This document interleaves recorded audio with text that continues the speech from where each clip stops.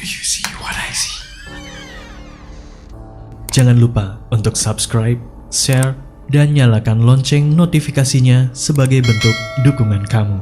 Do you see what I see? Assalamualaikum warahmatullahi wabarakatuh.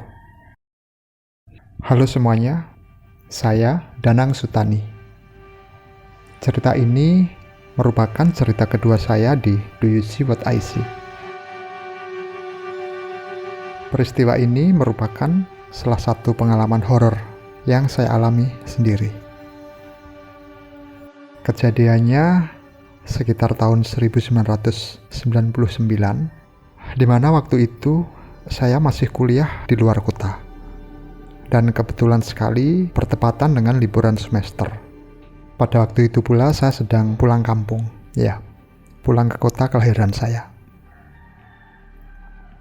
Baik, sebelumnya saya akan flashback sedikit tentang situasi dan kondisi pada waktu itu. Karena hal ini yang melatar belakangi dan berhubungan dengan cerita ini nanti. Dulu, sebelum saya kuliah di luar kota, saya mempunyai sebuah band yang bergenre metal yang sedikit ekstrim. Ya, ekstrim secara musikalitas maksudnya. Dan waktu itu belum begitu populer untuk genre ini. Ya, tepatnya belum banyak orang yang menyukai genre musik seperti band saya. Pada waktu itu, orang awam biasa menyebutnya dengan istilah band underground. Ya.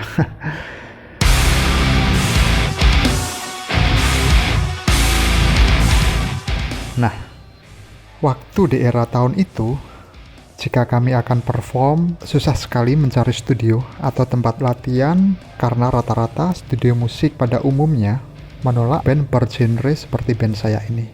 Bahkan di beberapa studio memasang stiker yang bertuliskan no underground seperti itu. Oke, jadi akhirnya kita sering memanfaatkan tempat-tempat seperti gudang ataupun ruangan, kamar yang kosong di rumah dari salah satu dari kami secara bergiliran biasanya untuk dijadikan studio dadakan. Ya, jadi pindah sana, pindah sini seperti itu. Oke, kita lanjutkan ke inti cerita. Awal ceritanya mulai dari sini.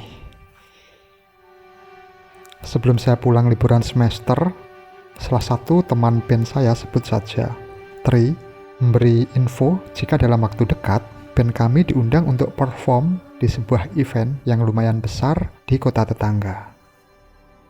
Kami terdiri dari 4 personel yang kebetulan Tri dan kedua personel yang lain ini semua tinggal di satu kota dan mereka juga satu kampus. Nah, setelah mendapat info dari Tri, terus terang yang menjadi fokus kami adalah bagaimana bisa perform yang keren dan maksimal. Dan tentunya mencari tempat latihan yang nyaman tanpa takut mengganggu lingkungan. Rupanya Tri dan teman-teman saya yang lain sudah mengincar sebuah tempat yang berada di salah satu gedung kampusnya, yang nantinya akan kami pakai untuk latihan. Berdasarkan kesepakatan dan lobby sana-sini, karena Tri juga aktif di BEM kampusnya waktu itu, akhirnya mendapatkan izin dari pihak kampusnya, yaitu sebuah gudang yang ada di gedung auditorium. Gudang ini boleh digunakan setelah jam kuliah terakhir, yaitu jam 9 malam. Nah, di sini ada rumor sedikit tentang kampus ini ya. Jadi menurut rumor yang beredar, dari dulu lingkungan kampus ini terkenal lumayan angker. Banyak cerita dan isu-isu tentang penampakan di sekitar kampus ini. Kira-kira sekitar 200 meter di sebelah belakang kampus ini dulu ada lahan kosong yang dipakai oleh pihak rumah sakit sebagai pemakaman umum. Bagi orang-orang yang meninggal tanpa diketahui identitasnya, juga terdapat kuburan-kuburan potongan-potongan anggota tubuh atau serpian daging dari korban kecelakaan. Dan banyak kuburan-kuburan seperti itu tanpa nisan, tanpa ditandai, jadi cukup ditanam begitu saja. Oke, kita kembali ke kampus. Saya akan menggambarkan sedikit tentang struktur bangunan gedung ini. Gedung ini bertingkat 2, jadi gudang yang rencananya kita pakai untuk latihan ini menyatu dengan gedung lantai bawah yang di-skat oleh tembok, tapi posisinya lebih rendah sekitar 1,5 meter. Jadi seperti basement.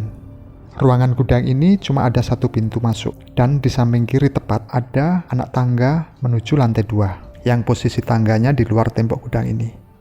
Uniknya, ada kaca seperti jendela atau tembok di gudang ini di bagian atas. Jadi kaca ini terpasang di tembok pembatas dengan tangga tadi, mungkin fungsinya sebagai penerangan jika siang hari. Karena memang celah ventilasi ataupun jendela yang lain tidak ada, kecuali pintu. Otomatis pemandangan di tangga ini bisa terlihat dari dalam gudang. Oke, itu sedikit gambaran tentang struktur gedung. Nah, singkat cerita, malam itu adalah hari ketiga kami latihan di gudang itu.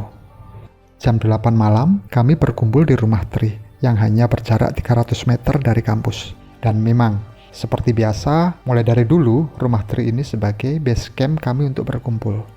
Nah, di rumah ini pula nanti akan banyak kejadian mistis, karena posisi rumah ini berhadapan langsung dengan jalan yang menuju area kuburan atau pemakaman umum.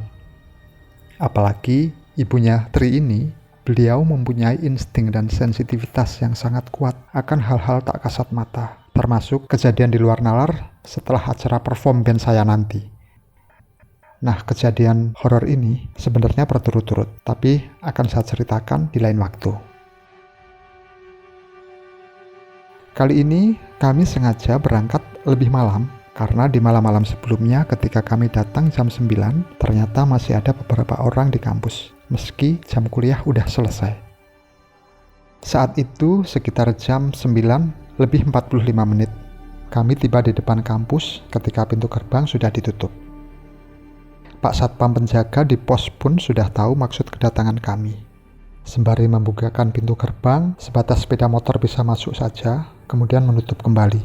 Dan Tri berbasa-basi sebentar dengan Pak Satpam sambil menawarkan rokoknya.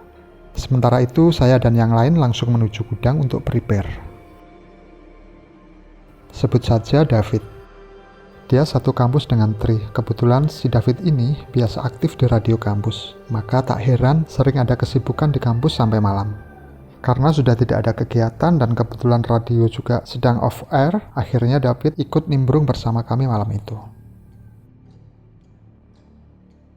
Tak terasa kira-kira sudah 4 lagu kalau nggak salah ya, yang kami mainkan meskipun beberapa kami ulang-ulang. Adrenalin mulai terpacu, juga keringat mulai mengucur di sekujur tubuh, semakin menambah semangat kami untuk memainkan musik lebih mengentak lagi. Sampai suatu saat ketika kami baru memainkan setengah dari lagu, tiba-tiba si David memberi isyarat untuk menghentikan musik yang kami mainkan. Katanya, "Sik, mandek kocah," dalam bahasa Jawa. Artinya, "Sebentar, berhenti dulu." Dengan ekspresi sedikit tegang dan konsentrasi seperti mempertajam pendengarannya. Sambil jari telunjuknya diarahkan ke atas dan mata tertuju kepada kami satu persatu. Seolah-olah menginstruksikan kepada kami untuk mengikuti dia fokus pada sebuah suara.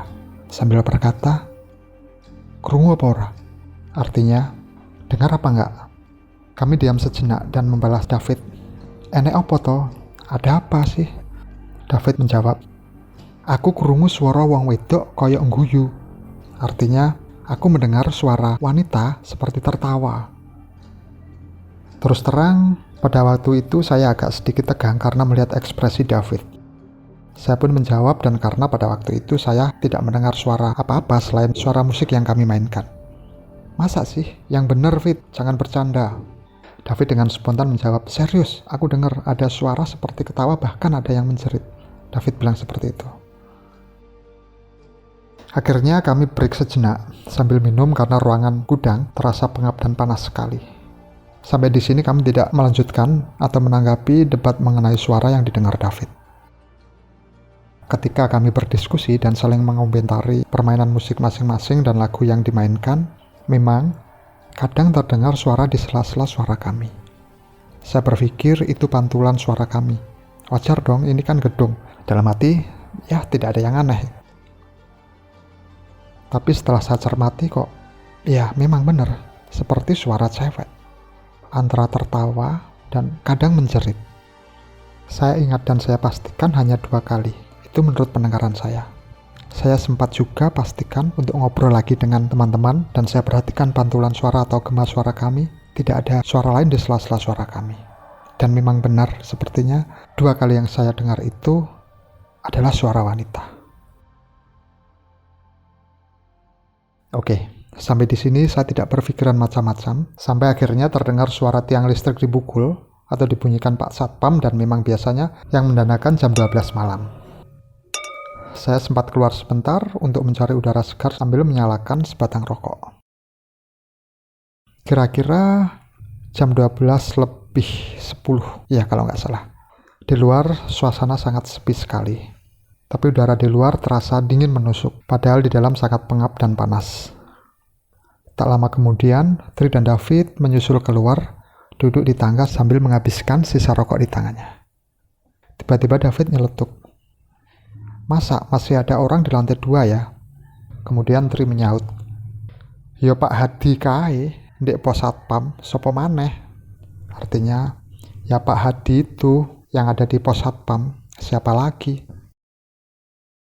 David hanya mengangguk, sambil iseng menaiki tangga menuju ke lantai 2. Belum sampai tangga habis, David tiba-tiba turun lagi, mengajak Tri untuk ikut naik ke lantai 2, hanya memastikan ada orang apa tidak. Secara gedung lantai 2 ini biasa dipakai untuk ruangan kuliah. Lagian juga, siapa yang mau menggunakan ruangan pada jam segini? Dan benar saja, sudah bisa dipastikan mereka tidak menjumpai siapapun di lantai 2.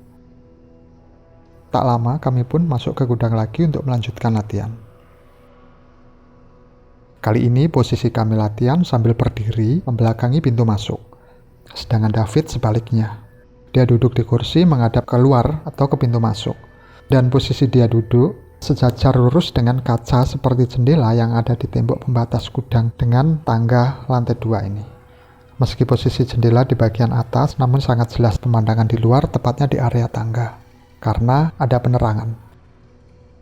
Antok sang penggebuk drum sudah memberi aba-aba dan kami pun naruh dalam hentakan lagu-lagu cadas kami kembali. Kira-kira memasuki lagu kedua, saya sempat melihat David berdiri dari tempat duduknya seperti mengamati sesuatu. Kadang sambil membungkuk, mengawasi jendela kaca di belakang kami, kemudian duduk kembali. Ketika lagu kedua selesai, otomatis suara seketika hening. Ketika itu pula, kita sempat mendengar suara seperti benda membentur dinding. Kami spontan melihat sekeliling. Kami pikir si David atau Anton yang memukul drumnya. Ternyata bukan. Dan kami masih belum sadar dari mana asal suara itu. Kami tidak mempedulikan dan ketika kami mulai memainkan intro lagu ketiga, tiba-tiba David menunjuk ke arah jendela kaca di belakang kami sambil berkata pelan, "Enek sing delok." Artinya, ada yang melihat. Kami berempat langsung menoleh ke jendela. Tidak ada siapa-siapa di sana. Hanya terlihat anak tangga yang sedikit temaram namun jelas. Kami melanjutkan memainkan musik kami lagi. Tapi, sekali lagi, David mengulangi kata-katanya. Kali ini agak sedikit teriak. "Ono sing nginceng."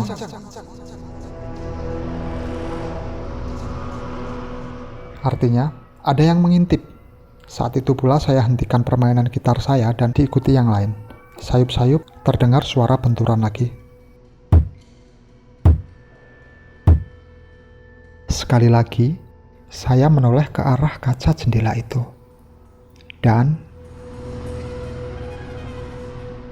benar saja, di balik kaca, samar-samar terlihat, maaf, serius saya sedih merinding ini karena saya ingat momennya. Di balik kaca, samar-samar terlihat wujud seperti kepala dengan rambut menjuntai ke bawah. Tidak terlihat badan ataupun kaki. Karena saya masih melihat anak tangga di sana. Juga tidak terlihat bagian wajahnya. Saya tidak bisa memastikan posisi badan dari kepala itu seperti apa. Logikanya, jika ada orang menaiki tangga dari bawah menuju ke atas, ketika kepala sejajar dengan kaca itu, minimal bagian bahu sampai dada akan terlihat. Tapi ini tidak. Seperti kepala dengan posisi terbalik hingga rambut menjuntai ke bawah. Terlihat seperti membentur-benturkan ke kaca jendela. Tidak keras, namun suaranya terdengar. Saya tidak bisa lagi membayangkan bagaimana posisi badannya seperti apa. Apakah merangkak di tembok dengan kepala di bawah atau seperti apa? Yang benar-benar masih saya ingat hanya ayunan kepala dan kibasan rambut yang menjuntai ke bawah. Sampai detik itu saya syok dengan lutut serasa lemas dan tiba-tiba perut mual. Sampai saya mendengar suara gaduh dari kursi yang diduduki David jatuh karena David setengah meloncat dan berlari mendahului kami keluar. Spontan saya mencabut kabel gitar, bahkan Antok dan Tri sempat menanyakan ke saya, tapi tidak saya hiraukan, dan lari menyusul David dengan kondisi masih menyangklong gitar. Anehnya, Antok dan Tri tidak melihat makhluk itu, tapi hanya mendengar suaranya. Akhirnya, yang lain menyusul saya dan David yang menuju ke arah pos satpam, tanpa ada yang berani melihat ke arah tangga. Waktu itu, Antok yang terakhir, tapi menurut dia, tidak melihat apa-apa. Belum sampai pos, David dan Pak Hadi sudah kembali menuju ke arah gudang, dan Pak Hadi pun langsung memeriksa ke arah tangga diikuti Tri dan Anto sampai ke lantai 2, dan tidak menjumpai siapapun di sana. Saat itu pula kami meminta Pak Hadi untuk menemani beres-beres gudang, dan kami mengakhiri latihan malam itu. Dan malam itu pula saya menginap di rumah Tri karena kondisi saya yang masih mual seperti mabuk kendaraan. Oke, karena sudah terlalu panjang cerita ini, sampai di sini dulu. Mungkin di lain waktu saya akan kembali menceritakan peristiwa horor dan lagi-lagi menimpa saya sendiri sepulang dari perform ini nanti. Terima kasih semuanya. Mohon maaf jika ada kata-kata yang kurang berkenan. Wassalamualaikum warahmatullahi wabarakatuh.